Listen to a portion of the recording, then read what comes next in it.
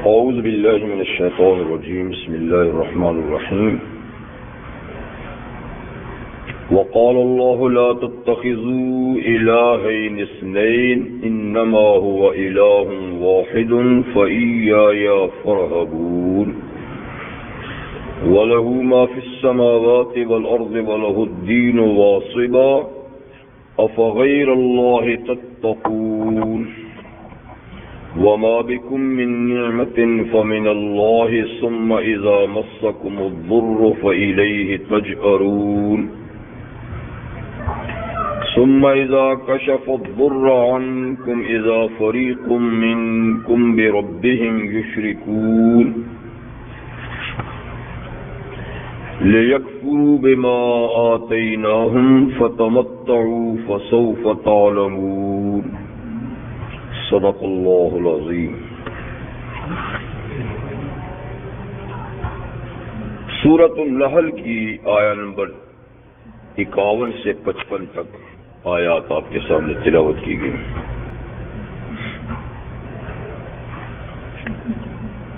ان آیات مبارکہ سے پہلے بیان ہوا تھا کہ کائنات کی ہر چیز اللہ کے سامنے سجدہ ریز ہے، اس طرح کہ ہر چیز کا سایہ اللہ کو سجدہ کرتا ہے۔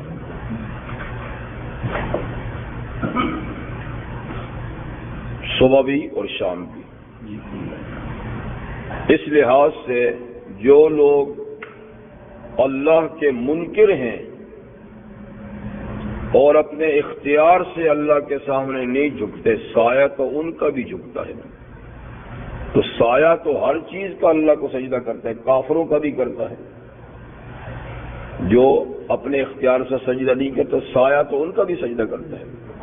تو سائے کے لحاظ سے تو کائنات کی ہر چیز اللہ کے سامنے سجدہ کرتی ہے، اور اس کے علاوہ تمام فرشتے سجدہ کرتے ہیں، عبادت کرتے ہیں۔ سجدے کا معنی عبادت۔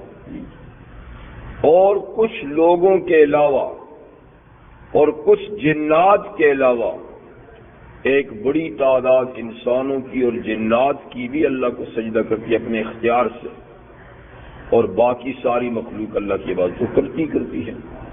تو بتایا یہ اللہ تعالیٰ نے کہ اس سے کیا فرق پڑے گا کہ کچھ لوگ جنات یا انسان سجدہ نہیں کرتے تو نہ کرے، سایہ تو ان کا بھی کرتا ہے، اور سایہ تو ہر چیز کا کرتا ہے۔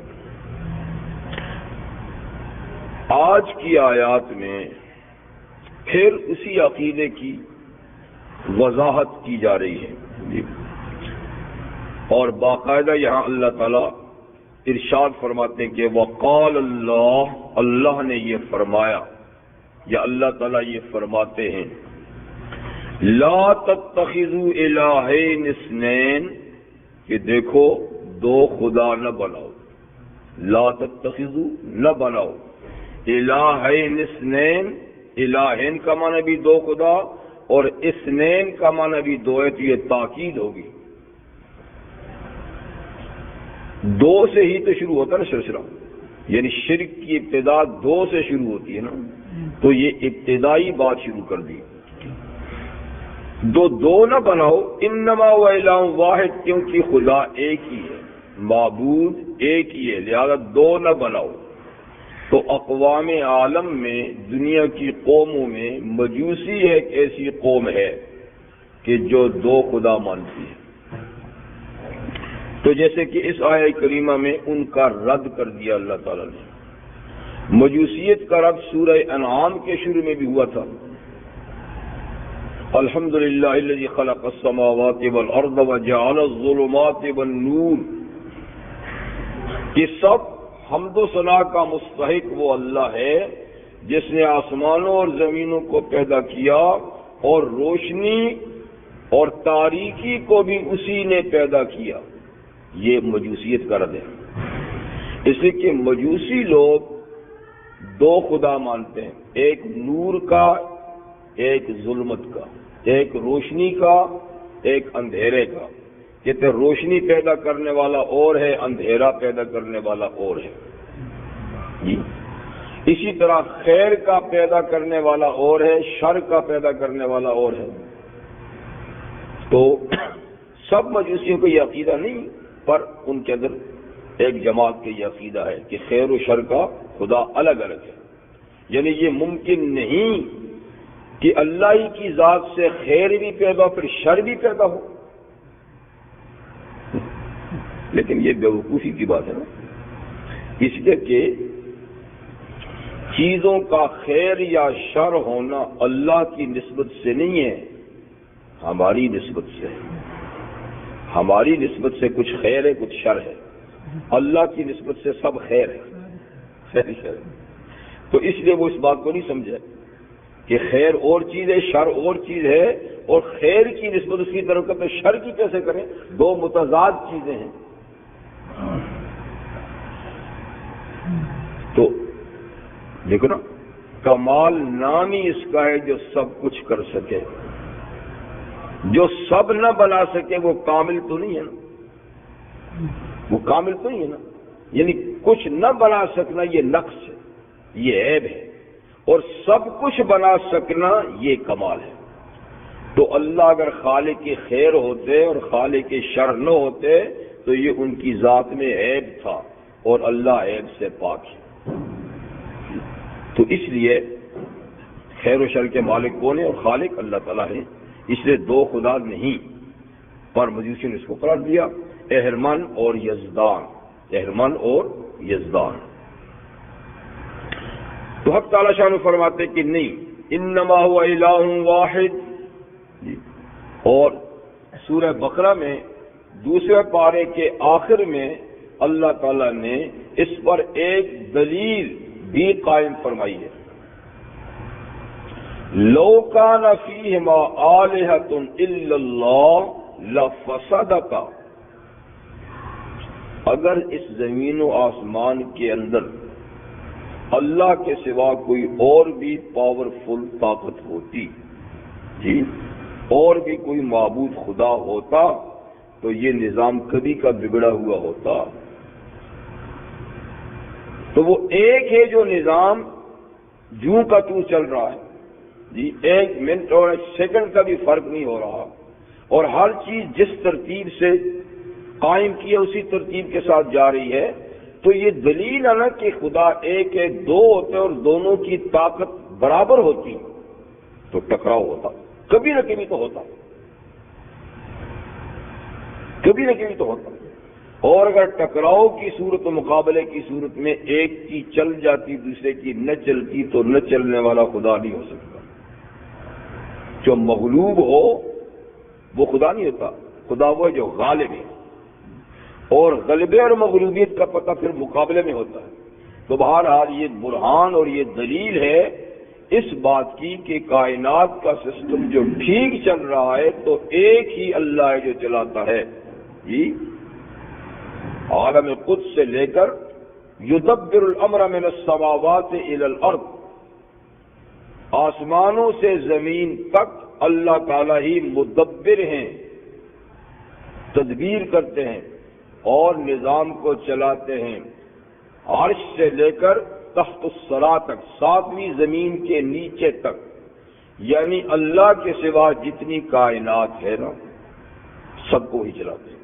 اللہ کے سوا ہر چیز جو کائنات چلاتی ہے اس کے مدبر اللہ تعالیٰ ہے۔ یہ تو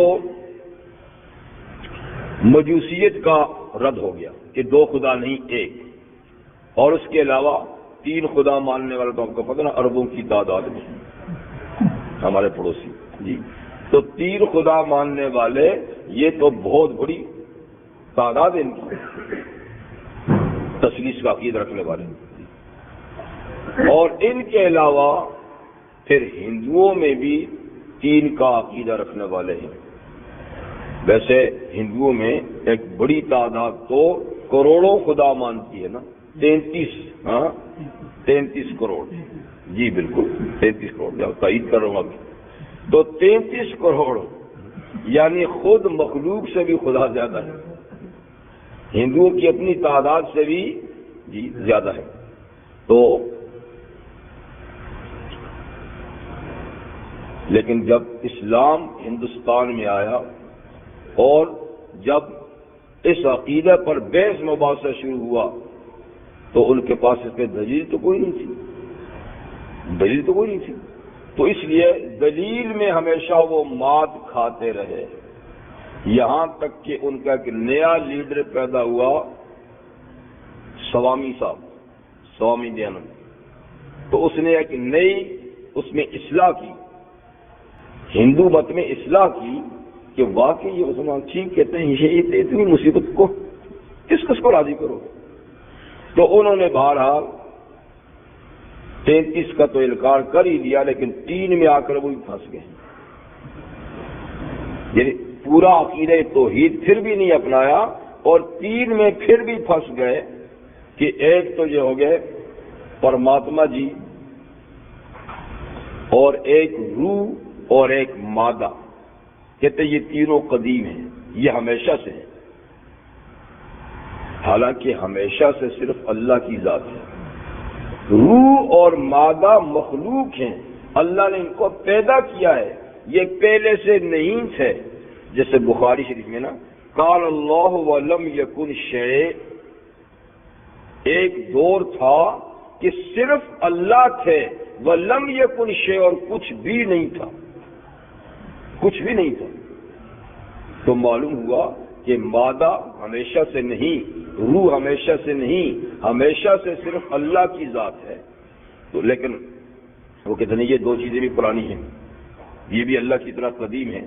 تو اس طرح گویا وہ بھی تثلیث کے چکر میں پھنسے ہوئے ہیں. تو صرف اور صرف اللہ کی توحید کا عقیدہ وہ صرف اسلام کا عقیدہ ہے، اسلام کا عقیدہ ہے. تو اسی کو بیان فرمایا کہ انما هو الہ واحد، بے شک اللہ ایک ہے، فإیایا فارہبون، سو اللہ فرماتے ہیں مجھ سے ہی ڈرو، کسی سے ڈرنے کی ضرورت نہیں ہے، اس لیے کہ سب سے بڑی قوت اللہ کی ہے، اور جو سب سے بڑی قوت کے دامن میں پناہ لیتا ہے وہی محفوظ ہوتا ہے.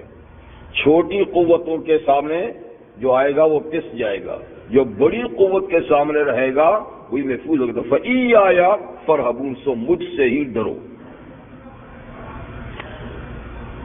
اس پر یہ دلیل کہ ایک ہی اللہ ہے اور 2 یا 3 یا اس کے علاوہ جو لوگوں نے کئی ایک بنائے ہوئے وہ نہیں ہیں، اس پر دلیل یہ ہے کہ وَلَهُ مَا فِي السَّمَاوَاتِ وَالْأَرْضِ، جو کچھ آسمانوں اور زمین میں ہے وہ سب اسی کا ہے. تو زمین و آسمان میں سب کچھ اسی کا ہے، تو جن کو تم یہ معبود مناتے ہو تو وہ بھی تو زمین و آسمان کے اندر کی چیزیں ہیں،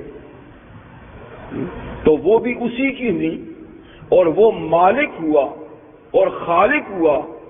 اور مالکیت اور خالقیت جو ہے نا جب فقط اللہ کی ہوئی تو مخلوق خدا نہیں بنتی. ماننا پڑے گا کہ مخلوق یا مملوک جو ہے نا وہ خدا نہیں ہوتا، خالق خدا ہوتا ہے.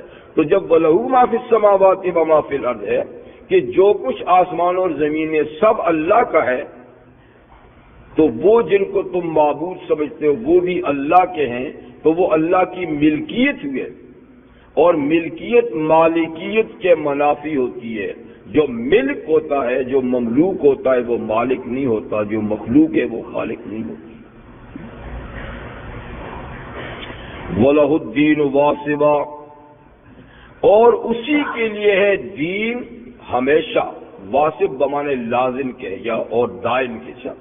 وَلَهُ الدِّينُ وَاصِبًا، اور دین ہمیشہ سے کس کا ہے؟ اللہ ہی کا ہے. اللہ ہمیشہ سے دین اس کا ہے. أَفَغَيْرَ اللَّهِ تَتَّقُونَ، جب بات یہ ہے تو کیا تم اللہ کے سوا اوروں سے ڈرتے ہو؟ تو اللہ کے سوا اوروں سے ڈرنے کی کوئی وجہ نہیں ہے. وَمَا بِكُم مِّن نِّعْمَةٍ فَمِنَ اللَّهِ، اور جو بھی تمہارے پاس کوئی نعمت ہے وہ اللہ کی طرف سے ہے. جو بھی تمہارے پاس کوئی حصی، مانوی، مادی، روحانی، جسمانی، ہر طرح کی جو نعمت تمہارے پاس ہے وہ ہر نعمت کہاں سے ہے؟ فمن اللہ، وہ اللہ کی طرف سے ہے، چاہے اسباب کے ذریعے سے وہ تمہیں ملی ہے یا بلا اسباب کے ملی ہے، پر وہ نعمت کس کی طرف سے ہے؟ اللہ کی طرف سے ہے۔ یعنی انسان کے وجود کی نعمت، جی وجود اللہ تعالی نے بخشا، صحت دی، جمال دیا، کمالات عطا فرمائے، عقل دی، آنکھیں دی، کان دیے، کیا نہیں دیا؟ وَأَسْبَغَ عَلَيْكُمْ نِعَمَهُ ظَاهِرَةً وَبَاطِنَةً، اللہ فرماتے ہیں کیا اندرونی کیا بیرونی نعمتیں، تم تو نعمتوں میں ڈوبے ہوئے ہو سر سے پاؤں تک، تم تو اللہ کی نعمتوں میں سر سے پاؤں تک ڈوبے ہوئے ہو۔ تو بے شمار نعمتیں ہیں، جیسے پیچھے گزر سورہ ابراہیم میں وَإِن تَعُدُّوا نِعْمَتَ اللَّهِ لَا تُحْصُوهَا، اللہ کی نعمتوں کو گننا چاہو تو تمہارے شمار سے باہر ہے، تمہاری گنتی میں وہ آنے والی نہیں ہے۔ سو جتنی نعمتیں تمہیں ملی ہیں سو اللہ کی طرف سے ملی ہیں۔ تو اس لیے پھر شکر کس کا کرنا چاہیے؟ عبادت کس کی کرنی چاہیے؟ جو نعمت بخشتا اسی کی، احسان اسی کا ہے، محسن وہی ہے۔ اور یوں تو تم بڑی ڈھینگیں مارتے ہو اپنے بارے میں بھی، دوسروں کے بارے میں بھی، یہ فلاں سے ملا، یہ فلاں سے ملا، یہ فلاں سے ملا، لیکن دیکھو سچائی ہوتی ہے۔ ثم اذا مسکم الضر فالیہ تجأرون، پھر جب تمہیں تکلیف اور دکھ پہنچتا ہے نا تو اسی کے سامنے پھر عاجزی ظاہر کرتے ہو، اسی کے سامنے چیختے چلاتے ہو۔ یعنی جب تکالیف معمولی ہوتی ہیں پھر تو فلاں ڈاکٹر صاحب نے دوائی نہیں دی، ٹھیک ہو گیا ہوں، بڑے ماہر ہیں، بہت یہ ہیں، وہ صاحب بھی کہتے ہیں ابھی ٹھیک کرتا ہوں، انشاءاللہ بھی نہیں بولتے اللہ کے بندے، ابھی ٹھیک کرتا ہوں، گھبرانے کی بات نہیں ہے، اس کا میرے پاس پورا علاج ہے۔ تو بڑے، لیکن پھر ایک مرحلہ ایسا آتا ہے کہ وہ جواب دے دیتے ہیں کہ میرے پاس تیرا علاج نہیں ہے اور تو آخری اسٹیج پہ ہے، جب یہ اور ان کو اٹھا کر اب گھر میں لے جاؤ، اسپتال میں بھی جگہ نہیں، تو پھر کیا ہوتا ہے؟ ثم الیہ تجأرون، جب ہر طرف سے آس ٹوٹ جاتی ہے، نا امید ہو جاتے ہو، تو پھر اسی کے سامنے گڑ گڑاتے ہو، اے اللہ اب تو ہی ہے، اب تو ہی ہے، تو پہلے کیوں نہیں کہا تھا؟ پہلے کوئی اور تھا، اب تو ہی ہے۔ تو بڑے بڑے منکرین خدا جو ہے نا، ان کی بھی آخری حالت میں بے ساختہ زبان سے اللہ کا نام نکلا۔ بڑے بڑے کافروں کے بھی جب مشکل پڑتی ہے نا تو بے ساختہ زبان سے اللہ کا نام نکلتا ہے۔ تو فرماتے کہ آخر میں میری طرف جھکتے ہو تو پہلے کیوں نہیں جھک جاتے؟ آخر میں تمہیں ماننا پڑتا ہے تو پہلے کیوں نہیں مان لیتے؟ تو ثم الیہ اذا مسکم فالیہ تجأرون، جیسے کہ ایک دوسری آیت میں فرمایا اذا غشیہم موج کالظلل دعوا اللہ مخلصین لہ الدین، جب سمندری سفر میں موجوں کے گرداب میں کشتی پھنس جاتی ہے، جہاز پھنس جاتا ہے جی، تو پھر کیا ہوتا ہے؟ دعوا اللہ مخلصین لہ الدین، اللہ کو خالص کر کے پکارتے ہیں کہ اے اللہ اب آپ ہی بچائیں گے۔ اس سے پہلے تو بہت کچھ کہتے ہیں لیکن اس وقت آپ ہی بچائیں گے۔ اور ثم اذا نجاکم من البر اذا هم یشرکون، جب اللہ تعالیٰ نجات دے دیتا ہے کشتی کو، ساحل پہ پہنچا دیتا ہے، تو پھر وہی پرانی ڈگر پہ چل پڑتے، وہی پرانی شکر کرتے، یہ تو فلاں صاحب کی مہربانی تھی، فلاں صاحب نے اس کو دھکا لگا کے یہاں پہنچا دیا، یہ کر دیا، وہ کر دیا، اور پھر ان کی نظر و نیاز شروع ہو جاتی ہے۔ ثم اذا کشف الضر عنکم، پھر جب اللہ تکلیف تم سے دور کر دیتا ہے، اذا فریق منہم بربہم یشرکون، تو اس وقت تم میں ایک جماعت پھر اپنے شرک پہ اتر آتی ہے اور پھر وہی باتیں کرتے ہو اور وہی ان کی نظر و نیاز اور ان کے نام کی دعائی جن سے کسی کو عقیدت ہوتی ہے۔ تو یہ اس بات کی دلیل ہے کہ اللہ ایک ہے، انسان انتہائی مجبوری میں پھر اسی کی طرف لجاجت سے اپنے آپ کو، اپنی مشکلات کو پیش کرتا ہے۔ یہ مشکل میں اللہ کو پکارنا اور مشکل ٹلنے کے بعد پھر باطل پرستی کی طرف آ جانا کیوں ہے؟ لِيَكْفُرُوا بِمَا آتَيْنَاهُمْ، تاکہ یہ لوگ ناشکری کریں اس کی جو ہم نے ان کو دیا ہے۔ ناشکری کریں یا کفر بمان ناشکری کے، کفران نعمت۔ تو فَتَمَتَّعُوا، اللہ تعالیٰ فرماتے ہیں نجات تو میں نے دی، صحت تو میں نے بیماری سے دی، اور اس وقت تم نے مجھے پکارا بھی، شرک سے بیزاری کا بھی اعلان کیا، لیکن صحت کے بعد، عافیت کے بعد تم پھر مکر گئے اور پھر تم نے نسبت اوروں کی طرف شروع کر دی۔ کوئی بات نہیں، فتمتعوا، تھوڑے دن ہیں، فائدہ اٹھا لو۔ تمہاری تمہارا ہر جائی پن ہمیں معلوم ہے کہ مشکل میں تم آتے ہو اور مشکل ٹلی تو تم چلے جاتے ہو۔ اس کا فوری حل تو یہ تھا کہ فوری سزا دی جاتی، لیکن اللہ تعالیٰ فوری طور پہ سزا نہیں دیتے، مہلت دیتے ہیں۔ اس لیے فرمایا فتمتعوا، کچھ فائدہ اٹھا لو۔ فسوف تعلمون، ان قریب جان لوگے، جب ہمارے پاس آؤ گے تو پھر تمہیں پتہ چل جائے گا کہ اس دو رنگی کا اور دو رخی کا کیا نتیجہ نکلتا ہے۔ اس کے بعد آیت نمبر 56 میں اور اس کی بعد کی آیات میں اللہ تعالی شرک کی ایک اور قسم بیان فرماتے ہیں۔ یہ ہے مالیات میں شرک۔ وہ تو اعتقادات کی شرک تھی نا، 2 خدا، 3 خدا یا کئی خدا، حاجت روا۔ اور یہ ہے مالیات میں کہ مالی عبادت جیسے بدنی عبادت کا خاص مستحق اللہ ہے، رکوع، سجدہ، قیام، ہاتھ باندھ کے کھڑا ہونا، ٹھیک ہے نا، یہ سب کا مستحق، یا طواف کرنا، سب کا مستحق کون ہے؟ اللہ تعالیٰ۔ یہ بدنی عبادت ہے۔ اور مالی عبادت یہ ہے کہ کسی کی خوشنودی، اس کی رضا حاصل کرنے کے لیے جی، اور مشکل میں کام نکالنے کے لیے کسی کے نام پر کچھ مال دینا، جی، اس کو نیاز کہتے ہیں، نیاز، نظر بھی کہتے ہیں۔ تو نظر اور نیاز کسی کی دینا، یعنی کسی کے نام پہ مال دینا تاکہ مشکل گھڑی میں یہ کام آئے گا، تو یہ عبادت کون سی ہے؟ مالی عبادت ہے۔ مشکل میں کام آنے والے صرف اللہ تعالیٰ ہیں، اور حاجتیں پوری کرنے والے، مشکل کشائی کرنے والے، اس لیے مالی عبادت کے مستحق بھی وہ ہیں جو ہم نماز میں اس کا اقرار کرتے ہیں، التحیات للہ والصلوات والطیبات۔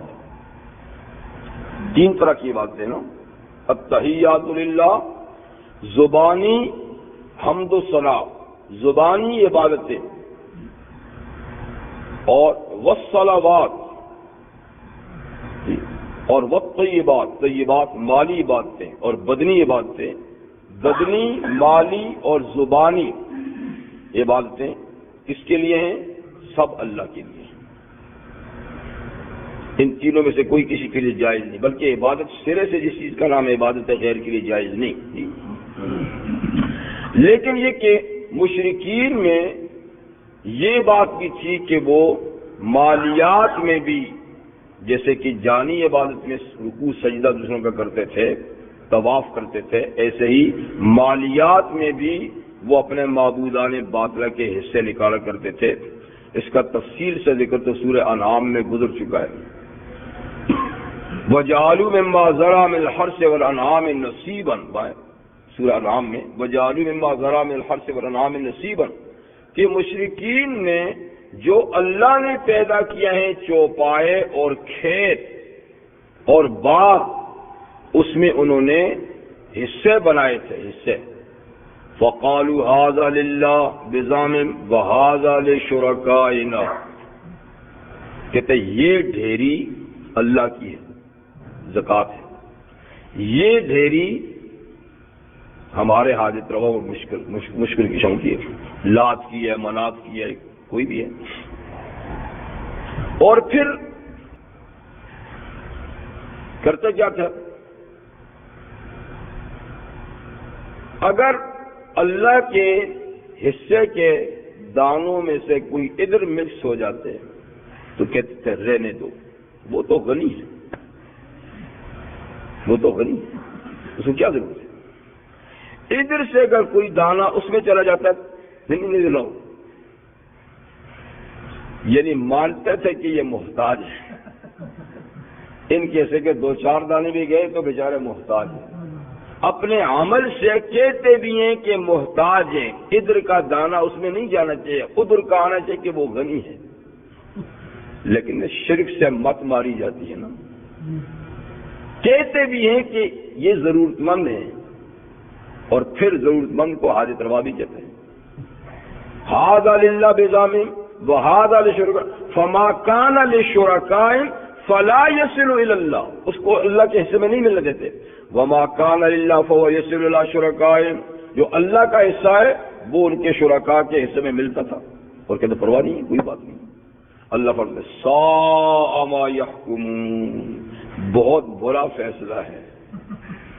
پہلا تو یہی ظلم ہے کہ سارا حق اللہ کا تھا، ادھر کا اس کا تو تھا ہی نہیں، اور اگر تم نے ایک ظلم یہ کیا کہ اس کا کر لیا تو پھر یہ ظلم بالائے ظلم ہے کہ ادھر سے جائے تو کوئی بات نہیں، اور ادھر سے آئے تو نہیں، دو چار اور بھی ادھر ملا دو۔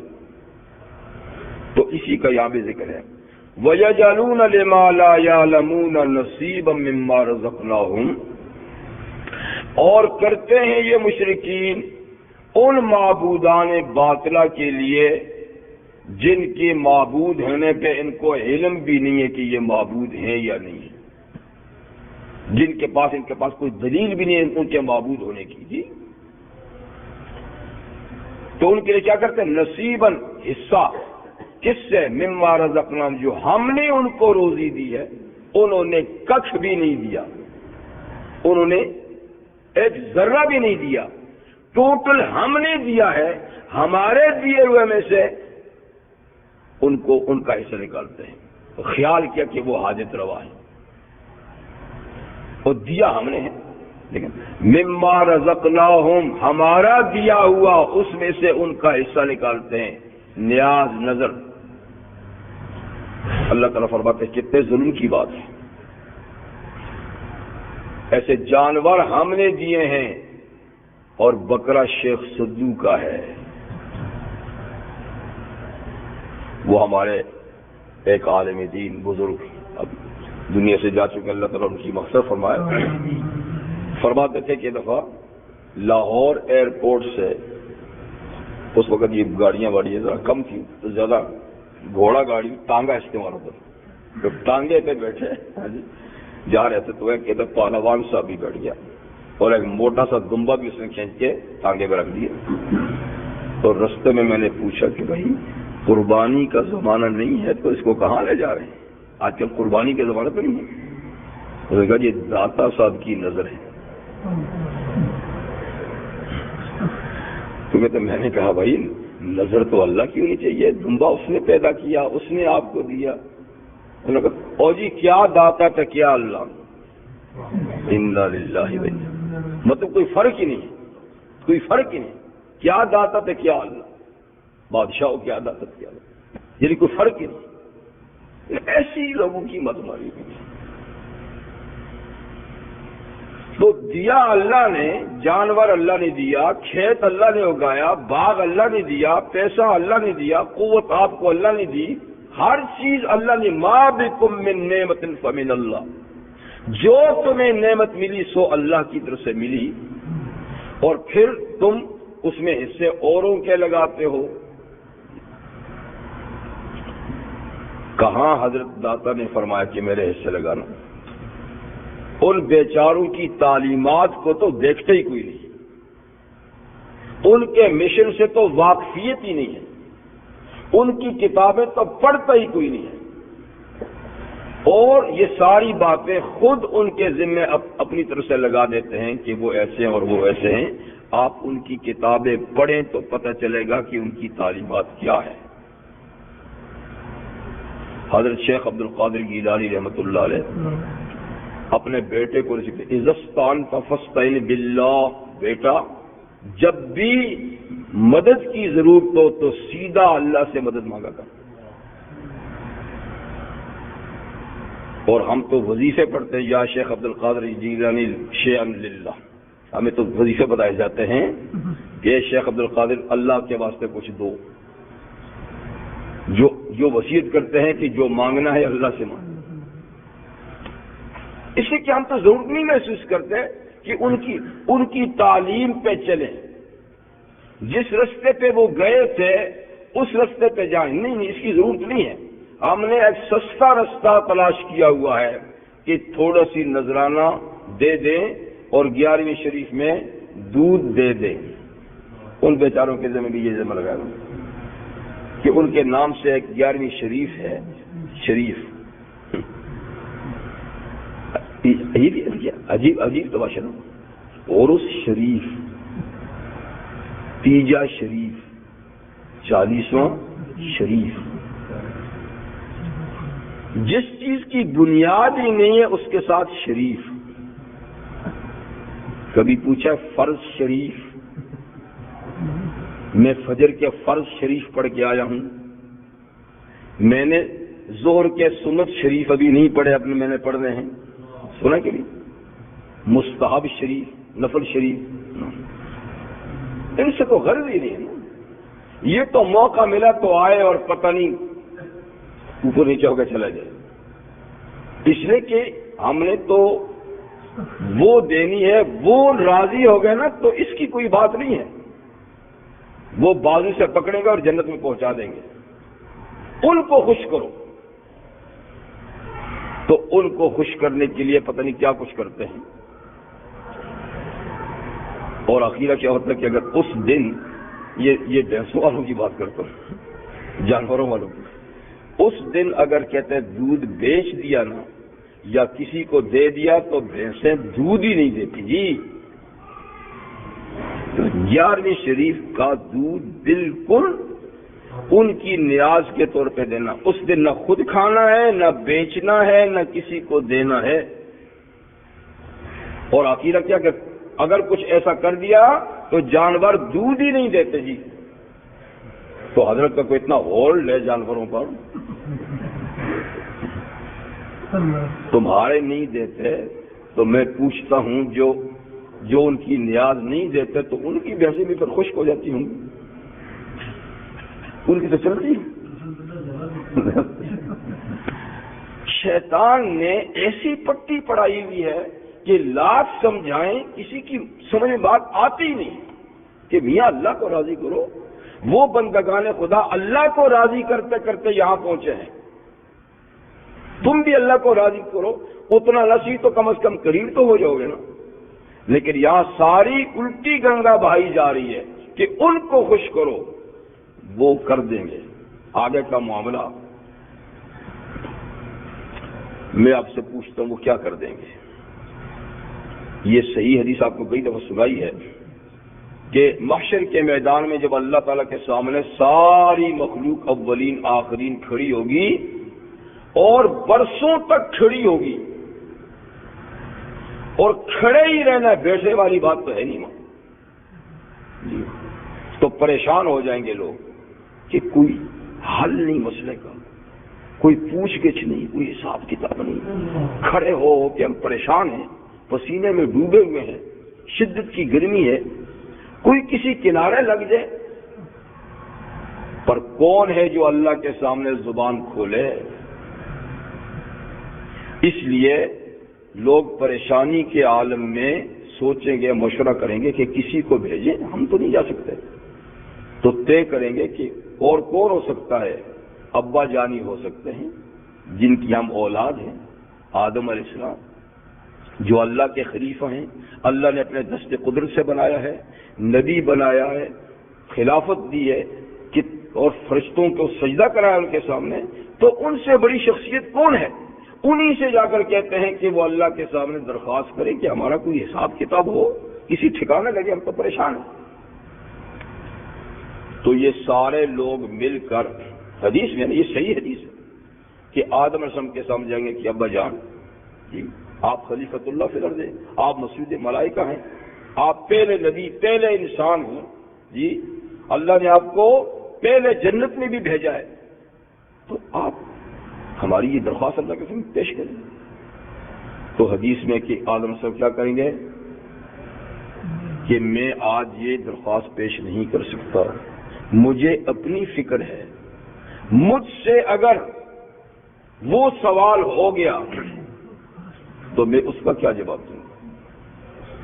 تم جاؤ نوح کے پاس جو ایک بڑے جلیل القدر پیغمبر ہیں، جنہوں نے 950 سال مشکل حالات میں اللہ کا پیغام پہنچایا، بڑی ماریں کھائیں اس کے لیے، اور اللہ نے ان کی قوم کو ان کی دعا سے ہلاک کیا۔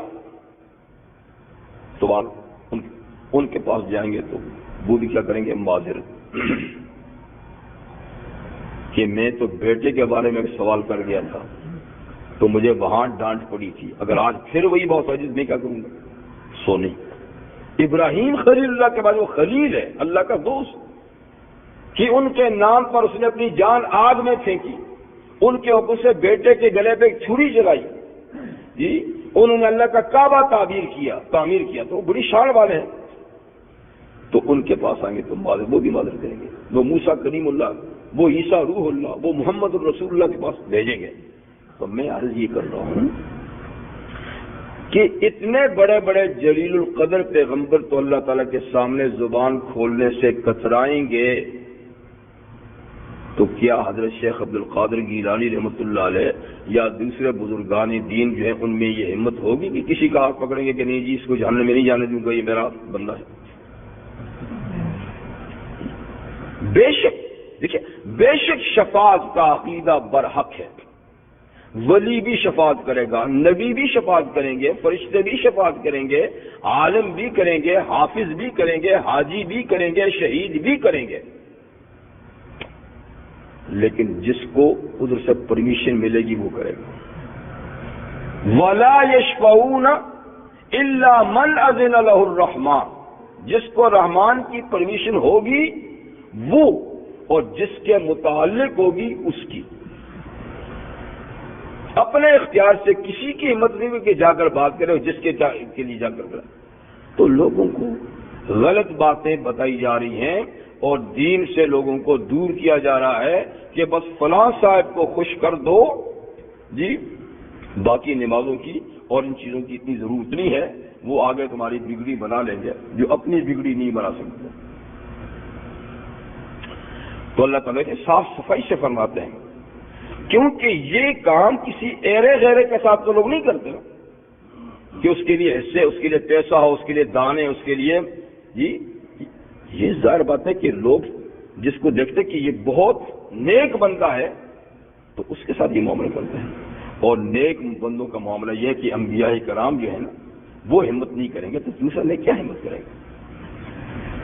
بہرحال مالی عبادت ہو، جانی عبادت ہو، زبانی عبادت ہو، اس کا مستحق کون ہے؟ فقط اللہ تعالیٰ ہے۔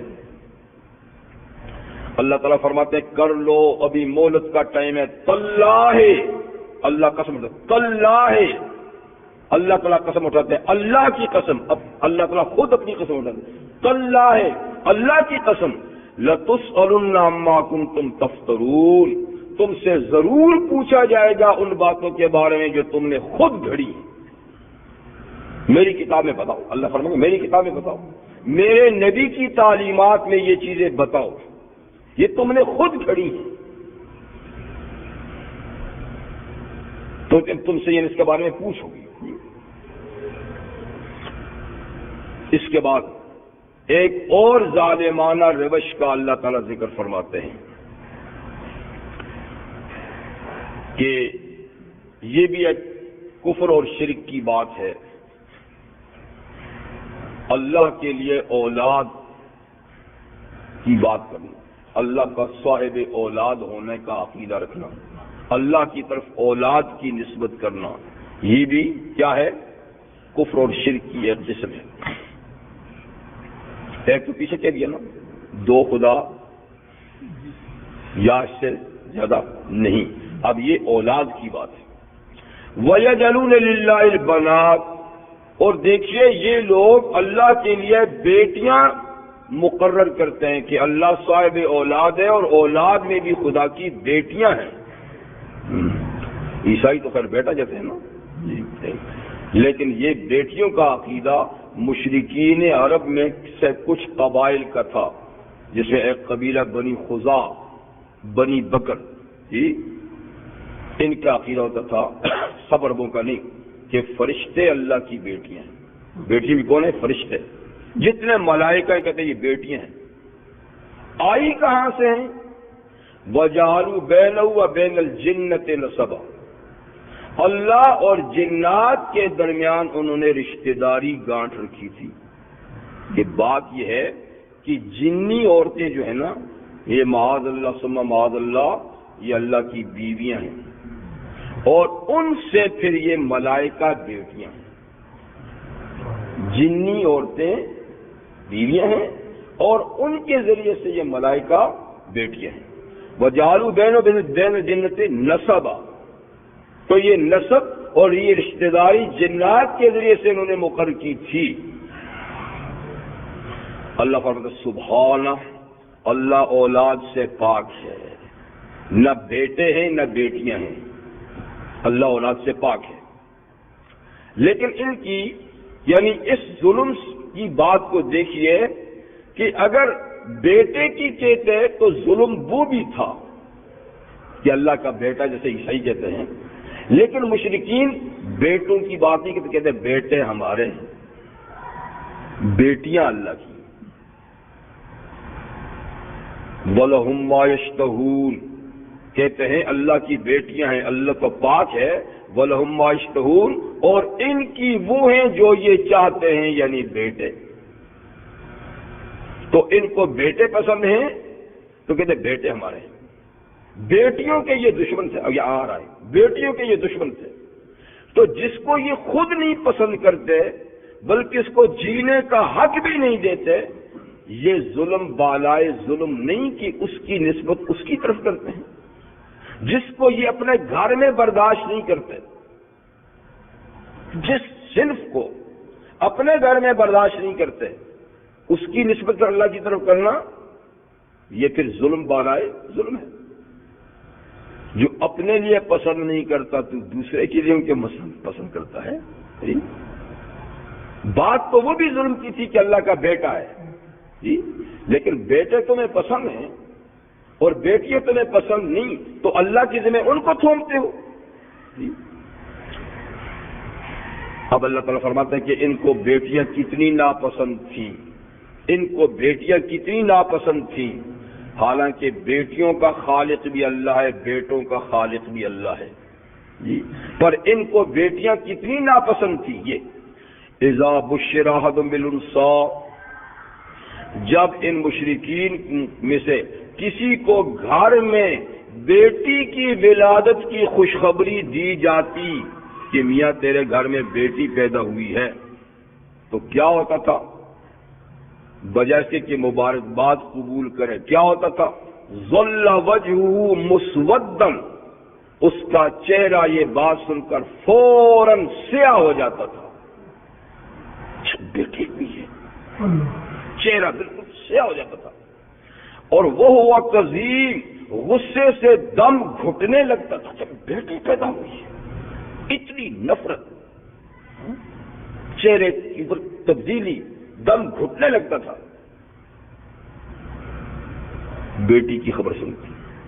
اچھا، اور پھر یتوارا من القوم، قوم سے چھپتا پھرتا تھا، کوئی اور نہ مجھے خبر دے دے، گھر چھوڑ دیتا تھا۔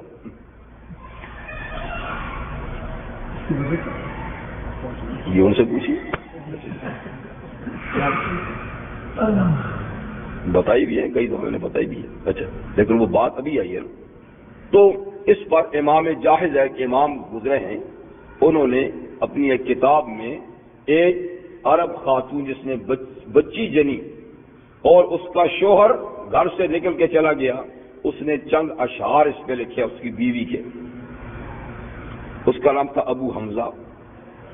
تو اس خاتون نے اپنے شوہر کے نام اشعار لکھے بھیجے کہ اے ابو حمزہ, کیا ہوا جو آپ نے گھر چھوڑ دیا ہے اور دوسرے گھر میں آپ چلے گئے ہیں, اس لیے کہ میں نے بیٹا نہیں جنا, تو یہ میرے اختیار میں بھی تو نہیں ہے نا, یہ تو میرے اختیار میں بھی نہیں ہے نا. ہم تو کھیتیاں ہیں, جو بیجے گا وہی کاٹے گا, ہمارا اس میں اختیار کیا ہے؟ ہم سے کیوں ناراض ہو کہ تم نے گھر چھوڑ دیا, گھر آنا کیوں چھوڑ دیا تو نے, یہ میرے اختیار کی بات تو نہیں تھی نا. تو گھر چھوڑ دیتے تھے. یتوارا من القوم, قوم سے چھپتے پھرتے تھے. کیوں؟ من سوء ما بشر بہ, اس برائی سے جو اس کو بیٹی کی ولادت کی خبر دی گئی ہے کہ یہ بری خبر دوبارہ کوئی نہ دے, کوئی اور مجھے دیکھ کے کوئی یہ پھر دوبارہ دوسرے, تو کوئی بھی دوبارہ یہ بات سننا گوارا نہیں کرتا, اس لیے چھپتے پھرتے تھے. پھر سوچتا تھا کہ اب کروں گا کیا, ایمسک علی ہون, یا ذلت برداشت کر کے اس بچی کو چھوڑ دوں, رہنے دوں, تو یہ ذلت ہوگی. کیا مطلب؟ بڑی ہوگی تو کوئی مانگنے کے لیے آئے گا. اب آپ کو بات بتا رہا ہوں, بڑی ہوئی تو کوئی مانگنے کے لیے آئے گا جی, اور بیٹی دینی پڑے گی, وہ میرا داماد بنے گا. شرم کی بات ہے, شرم کی بات ہے. بے وقوف, تو بھی تو کسی بیٹی کا بیٹا ہے, تو کوئی آسمان سے گرا ہے, کسی مرد نے جنا ہے, کسی جانور سے پیدا ہوا ہے, تو بھی تو کسی بیٹی کا بیٹا ہے, اور اس کو بھی تو کوئی مانگنے کے لیے آیا تھا نا جی. یعنی اس طرف نظر ہی نہیں ہے کہ ہم بھی کسی کے بیٹے ہیں, ہماری بھی کوئی ماں ہے, وہ بھی کسی کی بیٹی تھی, اس کو بھی کوئی مانگنے کے لیے آیا, میرا باپ بھی کسی کا داماد تھا. اور یہ سلسلہ تو انسانیت کی افزائش نسل کا اللہ نے بنایا ہے. لیکن نہیں, تیرے گھر میں, اور تو بھی تو کل گیا کسی کی بیٹی مانگنے کے لیے, تو بھی تو کسی کا داماد ہے. لیکن یہ نہیں, میرا داماد نہ بنے, مجھ سے مانگنے کے لیے کوئی نہ آئے. تو سوچتے تھا ایمسک علی ہون, کیا اس کو روکے رکھوں ذلت برداشت کر کے, ام یدسو فی التراب, یا ابھی لے جا کر زندہ مٹی میں گاڑ دوں, کیا کروں کیا کروں. اور پھر میں نے کہا نا, کچھ قبائل تو خیر نہیں کرتے تھے, لیکن کچھ قبائل پھر زندہ گاڑتے تھے, مجھے بنی خزا, بنی کنانہ وغیرہ. اللہ فرماتے ہیں الا ساء ما یحکمون, خبردار بہت برا فیصلہ کرتے ہیں یہ لوگ بچیوں کے بارے میں, بہت برا, بڑا گھٹیا فیصلہ, بڑا شرمناک فیصلہ, بڑا ظالمانہ فیصلہ کرتے ہیں. تو طریقہ کار یہ ہوتا تھا, پھر ہر ایک کے اپنے اپنے طریقے تھے. یا تو بار سنا نا تو نہیں جاتے تھے نا, جیسے یہ نہیں جاتے تھے, اور کہتے تھے بھائی اس کو سنبھال کے آج اتر جاؤں گا, تو اسی وقت اس کو وہ جو جنانے والی دائی ہوتی تھی نا, بلکہ ماں بھی نفرت کرتی تھی, مجھے شکل دکھاؤ نہیں, ماں دونوں, اور اس کو جنوانے والے کو اس کو لے جاؤ کیچڑ میں دفن کر کے آ جاؤ, وہ اٹھا کے لے جاتی تھی. کچھ لوگ ایسا کرتے تھے, کچھ ایسا کرتے تھے کہ وہ 6 مہینے رکھتے تھے, یا 6 سال بھی رکھتے تھے. بعد 6 سال رکھنے کے بعد پھر جنگل میں انہوں نے مختلف اپنے انہوں نے بنائے ہوئے تھے کھڈے, پہلے سے تیار ہوتے تھے. تو 6 سال کی بچی ہو جاتی, پھر اس کو نہلا دھلا کر, اچھے کپڑے پہنا کر, سرما لگا کر, دلہن بنا کر, سیدھی سیدھی بات, باپ لے جاتا تھا. لے جا کر وہ جو پہلے سے تیار ہوتا نا کھڈا, اس میں اس کے کنارے پہ کھڑا کر کے دھکا دیتا تھا. وہ نیچے جاتی، اوپر سے ایک دم جھاڑیاں پتھر سب ڈال کے وہ چیختی رہتی. ایسے سنگ دل تھی. کوئی پانی میں ڈبو کے مار دیتے تھے، کوئی پہاڑ کی چوٹی سے گرا دیتے تھے، اپنے اپنے طریقے سے. رحمت للعالمین صلی اللہ علیہ وسلم تشریف لائے، لوگ اسلام میں داخل ہوئے تو حضرت قیس مسلمان ہوئے. قیس رضی اللہ عنہ مسلمان تو ہو گئے لیکن بڑے پریشان، بڑے دکھیا. حضور نے پوچھا کہ قیس کیا بات ہے، کیوں دکھیا؟ کہا کا ایک منظر ہے وہ آنکھوں کے سامنے آتا تو چین نہیں لینے دیتا. کہ ہوا کیا ہے؟ کیونکہ اسلام تو پہلے سارے جرائم پر پانی پھیر دیتا ہے، پچھلا معاملہ سب صاف کر دیتا ہے. کیا کہ حضور 8 بیٹیاں اپنے ہاتھ سے گاڑی. اب احساس ہوا کہ کتنا ظلم کیا ہے. 8 بیٹیاں میں نے یکے بعد دیگر اپنے ہاتھ سے گاڑی. حضور نے فرمایا یہ اسلام سے پہلے کا جرم ہے، اللہ اس کو معاف فرما دیں گے، لیکن پھر بھی اپنی تسلی کے لیے ہر بچی کی طرف سے ایک ایک غلام آزاد کر دے. کہا آقا اتنی پوزیشن ہی نہیں، 8 غلام کیسے آزاد کروں؟ فرما اور کوئی جانور ہوں گے تو چل کوئی نہ کوئی جانور سب کا کر دے. یہ بھی یہ مطلب کہ اپنی تسلی کے لیے. ویسے یہ گناہ اسلام لانے سے معاف ہو چکے ہیں، پہلے کے کفر کے زمانے کے ہیں. ایک اور صحابی مسلمان ہوئے تو وہ بھی بڑے پریشان تھے. حضور نے پوچھا کہ کیوں بات ہے؟ ان کا حضور ایسے جرائم تو میں نے بہت سارے کیے ہیں لیکن ایک جرم کی سزا، ایک جرم جو ہے نا وہ ستائے رکھ رہا ہے مجھے. کیا ہے؟ کہ حضور میرے گھر بیٹی پیدا ہوئی تو اس ہمارے طریقہ کار کے مطابق 6 سال اس کو میں نے کچھ نہیں کہا. جب 6 سال ہوئے تو میں نے اپنی بیوی سے کہا کہ اس کو تیار کرو. اس نے نہلا دھلا کر اچھے کپڑے پہنائے، بیٹی کو میرے ہمراہ کیا، چل جاتے. پہلے سے میں نے اس کے لیے کھڈا کھودا ہوا تھا. جب ہم اس مقام پہ پہنچے تو میں نے بیٹی کو کہا ذرا کنویں میں جھانک کے دیکھ. تو بیچاری جھانکی تو میں نے پیچھے سے دھکا دیا اور اوپر سے مٹی تو چیخ رہی تھی ابو میرا قصور کیا ہے، مجھے کیوں دفن کر رہے ہو، کیوں مار رہے ہو؟ وہ چیختی رہی، ابا ابا کہہ کے پکارتی رہی، لیکن میرے دل میں ترس نہیں آیا اور میں نے اس کو گاڑ دیا. تو اس سے پریشان ہوں. حضور نے فرمایا کفر کے زمانے کی بات ہے، یہ تو معاف ہے جرم، لیکن تطیب کی خاطر، دل کی تسلی کی خاطر کوئی صدقہ دے دے، کوئی غلام آزاد کر دے، کوئی کچھ بھی کر دے. تو ایسے واقعات ہوتے تھے. اللہ تعالیٰ فرماتے کہ اس کو گوارا نہیں کرتے تھے. لیکن جہاں تاریکی ہوتی ہے وہاں کچھ روشنی بھی ٹمٹماتی ہے. گو کہ کفر کا زمانہ تھا، اندھیرا تھا اور ظلم تھا، لیکن کچھ بھلے لوگ بھی تھے. ان میں فرزدق ایک بڑا نامی گرامی شاعر گزرا ہے، اللہ کی توفیق سے وہ آخر میں مسلمان ہو گیا. فرزدق حضرت علی اور رضی اللہ کے زمانے میں جی. تو یہ بڑا یعنی جو بڑے نامی گرامی شاعر ہوتے تھے نا ان میں فرزدق کا نام. لیکن مسلمان ہونے کے بعد اس نے پھر شاعری چھوڑ دی تھی. ایک شعر اس نے کہا اسلام کے اندر آ کر. ایک پوچھا کہ اتنا بڑا نامی گرامی شاعر تھے، آپ نے شاعری کیوں چھوڑ دی؟ اس نے کہا جب سے قرآن آیا ہے تو اب شاعری نہیں چل سکتی، اس کے مقابلے میں شاعری حماقت. اب اس کی تلاوت ہی سب کچھ. تو ایک شعر کا الا کل شیء ما خلا اللہ باطل وکل نعیم لا محالۃ الزائل، بڑا قیمتی شعر. الا کل شیء ما خلا اللہ باطل، خبردار اللہ کے سوا ہر چیز فانی ہے. باطل بمائے فانی. وکل نعیم لا محالۃ الزائل، اور ہر نعمت ختم ہونے والی ہے. خیر اس کی تصدیق، اس کی تصحیح تو حضرت ابو بکر صدیق نے فرمائی. ابو بکر صدیق اشعار کا علاج کرتے تھے، ڈاکٹر تھے. کہ کون سا شعر ٹھیک ہے کون سا غلط ہے، کس کو کیسا ہونا چاہیے، اس کو یوں بدل دو، اس کو تو بڑے یعنی سلسلہ. تو انہوں نے کہا کہ پہلی بات تو ٹھیک ہے لیکن دوسری ٹھیک نہیں ہے.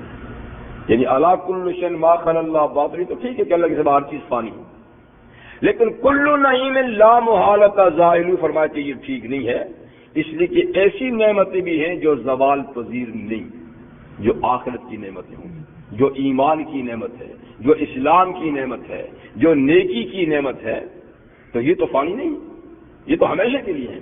فرمایا یہ ٹھیک نہیں ہے، پہلا والا ٹھیک ہے. چلیے خیر، اس کا مقصد بھی تو دنیا کی نعمت ہوں گی، یعنی دین کی نعمت، اس کا مقصد بھی تو نہیں ہوگا.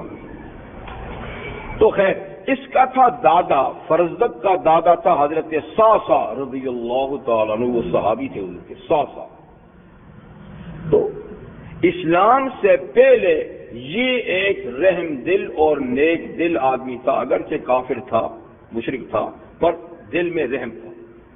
یہ بچیوں کو زندہ نہیں گاڑنے دیتا تھا.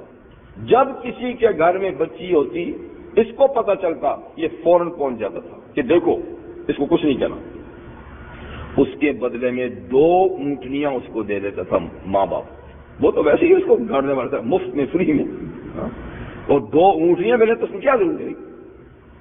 یعنی یہ درد سر بھی لے جاؤ اور اونٹنیاں بھی، اچھا سودا ہے نا. تو وہ بھی مفت میں نہیں مانگتا تھا کہ نہ گاڑو مجھے، بلکہ ہر بچی کے لیے 2 اونٹنیاں دیتا، کچھ اور بھی دیتا ہوگا کہ یہ مجھے دے تو گاڑو نہیں. اس طرح اس اللہ کے بندے نے 360 بچیاں زندہ درگور ہونے سے بچائیں. 360. اور پھر ان کو جب پالتا، اس کے پاس گھر میں بڑی ہوتی، جوان ہوتی، تو پھر ان کے ماموں کو پیغام بھیجتا کہ بچی اب جوان ہے، اگر تم چاہو تو واپس لے سکتے ہو، نہیں تو میرے پاس رہے گی، میں شادی کر دوں، جو بھی کر دوں. تو ایسے لوگ بھی تھے، میں نے کہا. لیکن جہاں یہ سیلاب تھا خرابی کا، اس کے مقابلے میں ایک کدو کا واقعہ سے کیا ہوتا ہے؟ تو اللہ تعالیٰ فرماتے ہیں کہ جس جنس سے تم اتنے متنفر تھے وہ میرے ذمہ لگا دی کہ اللہ کی بیٹی ہیں، اور تمہارے لیے وہ جو تمہیں پسند ہے. سا ما یحکمون، بہت برا ہے جو یہ فیصلہ کرتے ہیں. للذین لا یؤمنون بالآخرۃ مثل السوء، ان لوگوں کے لیے جو آخرت پہ ایمان نہیں رکھتے بری مثال ہے، ان کا برا نتیجہ نکلے گا، برائی کا سامنا کرنا پڑے گا ان کو. مثل السوء وللہ المثل الاعلی، اور اللہ کے لیے بڑی اونچی مثالیں ہیں، اللہ کے لیے، اللہ والوں کے لیے. وَهُوَ الْعَزِيزُ الْحَكِيمُ، اور اللہ غالب اور حکمت والے ہیں. تو یہ طریقہ کار تھا شرک کا ایک. تو کہتے تھے ملائکہ اللہ کی معاذ اللہ بیٹیاں ہیں. جیسے ہندو بھی کہتا ہے فلانی، اور پھر ان کے نام سے مندر ہوتے تھے، پھر ان فرشتوں کی مورتیاں بنتے تھے، پھر ان کو دیویاں کہتے تھے. یہ دیویاں ہیں، جیسے ہندو میں دیویاں، وہ کلکتہ میں کالی دیوی ہے، کلکتہ میں کالی دیوی ہے، سنا ہے میں نے. ہاں جی، اس کے نام پر مندر ہے، اور اس کے نام پر بچوں کی بھیڑ چڑھائی جاتی ہے. بچوں کی بھیڑ، بچے ذبح کیے جاتے ہیں اس کے نام. ہاں جی، کیوں؟ تاکہ اس کا غصہ ٹھنڈا ہو جائے. بڑی خونخوار ہے، جیسے کہ غصہ ٹھنڈا ہوئے، اور یہ مصیبت، کیونکہ کہتے ہیں کالی دیوی مصیبتیں ڈالتی ہے. وہی نا مجوسی والا کی طرح کہ فلانا خیر لاتا ہے فلانا شر، تو یہ شر والی ہے نا. تو اس کو راضی کرنے کے لیے کیا کرتے ہیں؟ بچوں کی بھیڑ، تاکہ اس کا غصہ ٹھنڈا ہو اور یہ کوئی بڑی مصیبت نہ لے آئے ہم پر. تو اس طرح دیویاں، ملائکہ کو دیویاں سمجھ کے یہ پوچھتے تھے کہ خدا کی بیٹیاں معاذ اللہ ثم معاذ اللہ. جی، تو یہ سلسلہ تو ان لوگوں کا تھا. لیکن بدقسمتی سے آج امت مسلمہ میں وہ چیز تو خیر نہیں، دیوی دیویوں والی بات تو نہیں ہے، لیکن ہمارے معاشرے میں بھی صنف نازک کے ساتھ وہی سلوک کیا جاتا ہے کہ نہیں، بیٹی کو ہمارے لوگ بھی پسند کم کرتے ہیں، جی منہ چڑھ جاتے ہیں. پریشان ہو جاتے ہیں، بیٹی ہوئی ہے، مبارکباد بھی قبول نہیں کرتے۔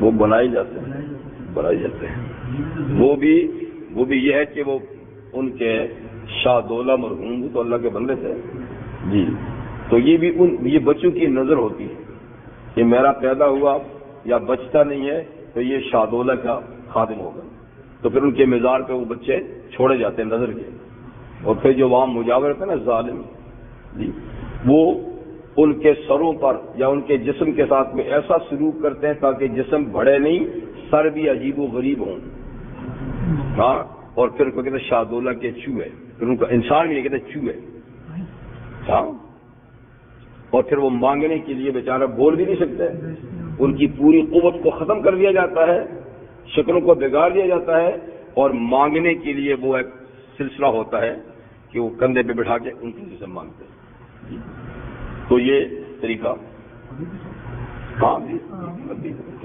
تو عرض یہ کر رہا تھا کہ میں نے کہا کہ بیٹی کی پیدائش کو اب بھی ہمارے لوگ بھی نفرت سے دیکھتے ہیں، یہ بھی ظلم ہے، جبکہ اسلام دونوں صنفوں کی قدر کرتا ہے۔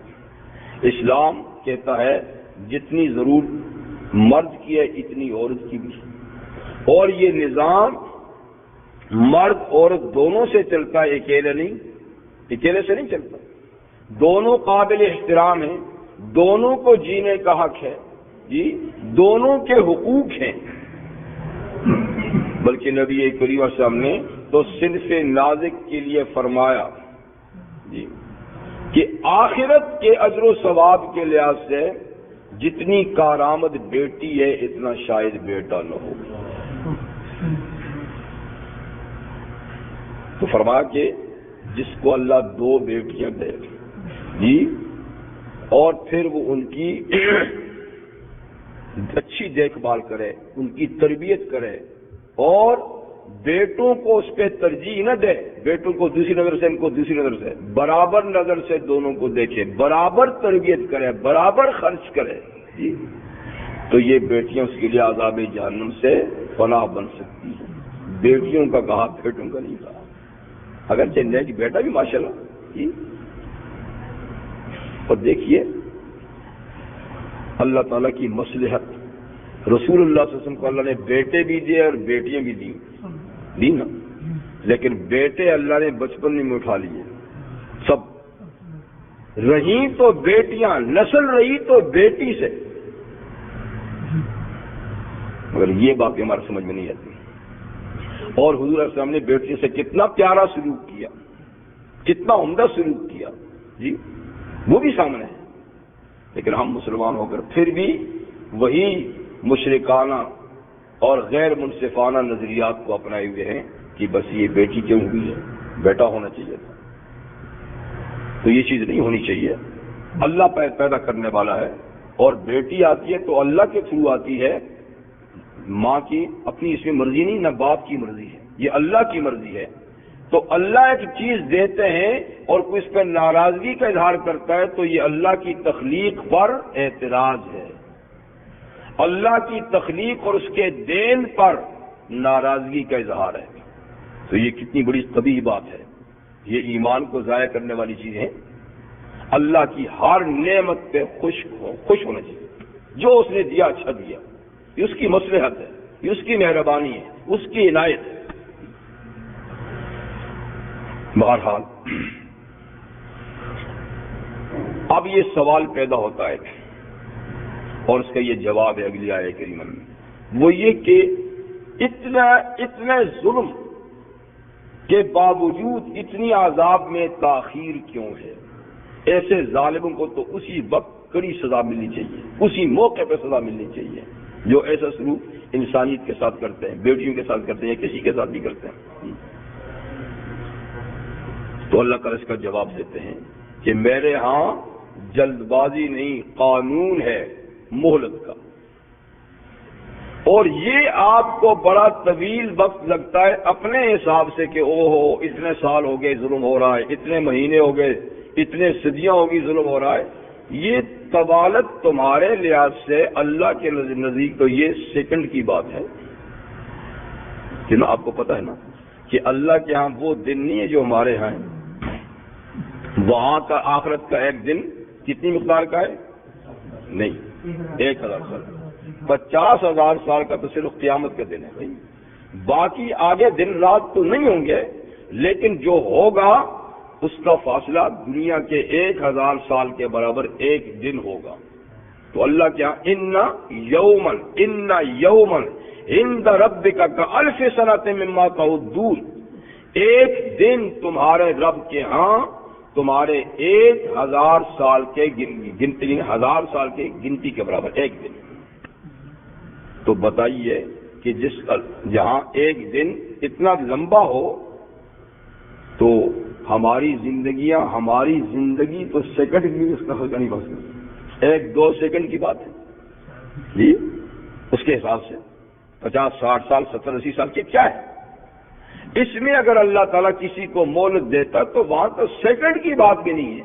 اتنا بھی یعنی آپ برداشت نہیں کرتے کہ 1 سیکنڈ اللہ نے اس کو مہلت دے دی، کیونکہ اللہ تعالیٰ کیا پھر عذاب کے لیے تو لامحدود وقت ہے، سزا کے لیے تو لامحدود، خالدین فیہا، ہمیشہ ہمیشہ جہنم میں رہیں گے. تو 1 سیکنڈ کی مہلت مل گئی تو کون سی تنگی ہوگی؟ لیکن چونکہ ہمارے ہاں تو وہ زمانہ نہیں ہے نا، ہم تو اپنے حساب سے تو ہمیں بڑا لمبا رکھتے کہ اتنا ظلم ہو رہا ہے، اتنا ظلم ہو رہا ہے اور یہ بچیں گے. تو اللہ تعالیٰ فرماتے ہیں آخر میں نے دنیا کو قائم بھی تو رکھنا ہے نا. تو وَلَوْ يُؤَاخِذُ اللَّهُ النَّاسَ بِظُلْمِهِمْ، اگر اللہ تعالیٰ لوگوں کو بر وقت پکڑتا ان کے ظلم کی وجہ سے، فوراً پکڑتا ظلم کی وجہ سے، تو فرمایا کہ دنیا کا نظام ہوتا ہی نہ، دنیا کا نظام چلتا ہی نہ. تو اس کا نتیجہ یہ ہوتا کہ ما ترک علیہا من دابہ، زمین پہ کوئی چلتی پھرتی چیز آپ کو نظر نہ آتی. اس لیے کہ جب عذاب آتا ہے نا تو وہ تنہا ظالموں کو چن کر غائب نہیں کر دیتا. جب عذاب آتا ہے اس دنیا میں تو قانون یہ ہے کہ جی خشک کے ساتھ گیلی خشک اکٹھے جاتے ہیں، نیک و بد سب پہ آتا ہے. یہ صرف انبیاء کرام کے لیے ضابطہ ہے کہ عذاب آنے کی صورت میں نبی کو ہٹا دیا جاتا ہے، اور اس وقت جو مومن ہوں وہ بھی نبی کے ساتھ بچا لیے جاتے ہیں. نبی کے علاوہ دنیا کے عذاب سے بچاؤ کا قانون نہیں. جب عذاب عام آئے گا تو اس میں نیک و بد سب کے سب جائیں گے. اور یہی نہیں، انسان جب جائیں گے تو ساتھ میں اور مخلوق بھی. جب سیلاب آئے گا آپ بتائیے تو سبھی جائیں گے. تو اس طرح پھر زمین پہ کوئی چلتی پھرتی چیز آپ کو نظر نہیں آ گی. لیکن اللہ نے ایک وقت تک اس کو چلانا ہے نا، پھر اس لیے تعالیٰ مہلت دیتے ہیں. ابو ہریرہ رضی اللہ تعالیٰ عنہ سے ایک شخص نے کہا کہ ظالم اپنے ہی اوپر ظلم کرتا ہے، اس کے ظلم کا وبال اسی پہ پڑتا ہے. آپ نے فرمایا یہ کیا کہہ دیا تم نے؟ آپ نے فرمایا کہ نہیں، ظالم کے ظلم کے نتائج دوسروں پہ بھی ظاہر ہوتے ہیں. اور پھر فرمایا کہ سرخاب ایک پرندہ، سنو سرخاب دیکھا ہوگا نہیں ہوگا نہیں، نام تو سنا جی. تو آپ نے فرمایا کہ سرخاب کبھی اپنے گھونسلے میں بھوک سے مر جاتا ہے لوگوں کے ظلم کی وجہ سے. لوگوں کے ظلم کا اثر یعنی جانوروں پہ بھی پڑتا ہے. سرخاب جو بہت کہیں دور دراز رہتا ہے جنگلوں میں، تو کبھی ایسا ہوتا ہے کہ وہ اپنے گھونسلے میں مرا پڑا ہوتا ہے، اس کی وجہ بازار نظر نہیں آتی، لیکن لوگوں کے ظلم کی وجہ سے اس کو بھی تکلیف پہنچتی ہے. اور یہ بھی حدیث میں ہے کہ اگر کوئی برا شخص مر جاتا ہے تو سارے جانور خوش ہو جاتے ہیں. گناہگار، فاسق و فاجر یا کافر جب مرتا ہے تو فرمایا سب جانور خوش ہو جاتے ہیں. اچھا ہوا یہ مصیبت چلے گی، خدا نہ خواستہ اللہ اس کی وجہ سے کوئی عذاب لاتا تو ہم بھی بیچ میں رگڑے جاتے. اچھا ہوا جو یہ مر گیا. تو معلوم ہوا کہ ظالم کے ظلم کا اثر اس کی ذات تک نہیں دوسروں تک بھی ہوتا ہے، اس سے دنیا میں دوسرے بھی متاثر ہوتے ہیں. تو اس لیے اللہ تعالیٰ نے امہال کا مہلت کا قانون رکھا ہے کہ جلدی نہیں پکڑیں گے تاکہ اس کا اثر دوسرے پہ بھی جاتا ہے نا، تو کچھ وقت دیں گے.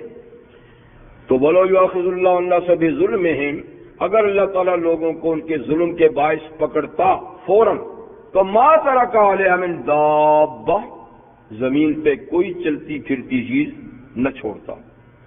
وَلَكِنْ يُؤَخِّرُ إِلَىٰ أَجَلٍ مُّسَمًّى، لیکن اللہ مہلت دیتا ہے ایک مقررہ وقت تک کہ اس جرم کی سزا فلاں وقت تک نہیں دوں گا، پھر دنیا میں دوں گا تو فلاں وقت دوں گا، یا دنیا میں نہیں دوں گا آگے ہی دوں گا. ٹھیک، کبھی دنیا میں دیتے کبھی دنیا میں نہیں دیتے. لیکن فَإِذَا جَاءَ أَجَلُهُمْ، جب ان کا مقررہ وقت آ جاتا ہے جو اللہ کے علم میں ہے کہ فلاں قوم کو فلاں شخص کو فلاں وقت میں اس کے جرائم کی سزا دینی ہے، جب وہ وقت آ جاتا ہے تو لا يستاخرون ساعة ولا يستقدمون، پھر ایک لمحہ وہ عذاب نہ آگے آتا ہے نہ پیچھے آتا ہے، ٹھیک وقت پہ آتا ہے، اور کبھی اس کے اسباب کا پتہ ہی نہیں ہوتا، اسباب کا پتہ ہی نہیں ہوتا، عذاب کے دور دور تک آثار ہی نہیں ہوتے، ایک دم اللہ کی مقررہ وقت پر کہیں سے آ جاتا ہے. جیسے ابھی وہ کیا آیا ہے، ہاں پتہ نہیں کیا، ابھی کچھ مصیبت آئی ہوئی ہے نا جس کے لیے ڈر رہے ہیں. ہاں دیکھیں کیا کر سکتے ہیں، ایک مچھر کو بگاڑ دے ایک مچھر کو تو ہم اس کا تحفظ نہیں کر سکتے، ایک چیز بگڑ جائے ایک ہم دفاع نہیں کر سکتے، یہ سارا غرور خاک میں مل جائے گا. اور یہ کہ اللہ تعالیٰ نے باہر دنیا کو سلامت رکھنا ہے، جس وقت تک رکھنا ہے اس وقت تک مجرموں کو اللہ تعالیٰ کی طرف سے ملک ملے گی.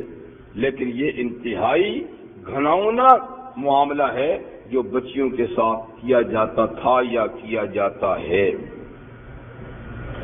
اور اس کی شناعت اور قباحت کو اللہ نے ایک اور آیت میں فرمایا ہے وَإِذَا الْمَوْءُودَةُ سُئِلَتْ بِأَيِّ ذَنبٍ قُتِلَتْ، کہ قیامت کے دن جب اللہ کی عدالت قائم ہوگی تو ایسی تمام زندہ گڑی ہوئی بچیوں کو عدالت میں طلب کیا جائے گا، اللہ ان کو بلائیں گے لائیں گے اور پوچھیں گے بیٹیوں بتاؤ کس جرم میں تمہارے باپوں نے تمہیں قتل کیا تھا. تو پوچھنا تو ظالم سے یہ تو مظلوم ہی تھے، لیکن یہ ظالموں کو ذلیل کرنے کے لیے رسوا کرنے کے لیے سب مخلوق کے سامنے، ظاہر بات ہے اس کا جواب وہی ہے کہ بے قصور جی. پر اللہ ان سے پوچھیں گے بتاؤ تمہیں کس جرم میں زندہ گاڑا تھا ان ظالموں نے، وہ کیا کہیں گے کہ نہیں بے قصور. پھر اللہ ان کی طرف متوجہ ہوں گے کیوں کیا تھا، تو یہ باقاعدہ عدالت میں پیش ہوگا، اس طریقے سے مظلوم سے اللہ تعالیٰ خود سوال کریں گے. تو چلیے یہ بات ہوگی، اللہ تعالیٰ بہرحال ان چیزوں سے محفوظ رکھے اور شرک کی ہر قسم سے اللہ تعالیٰ محفوظ رکھے، دیدہ دانستہ غلطی سے جو بھی ہیں اللہ تعالیٰ اپنے ناراضگی کے ہر کام سے حفاظت رکھے اور وہ کام اللہ تعالیٰ کرنے کی توفیق عطا فرمائیں جن میں ان کی رضا ان کی خوشنودی ہے. وآخر دعوانا ان الحمد للہ رب العالمین.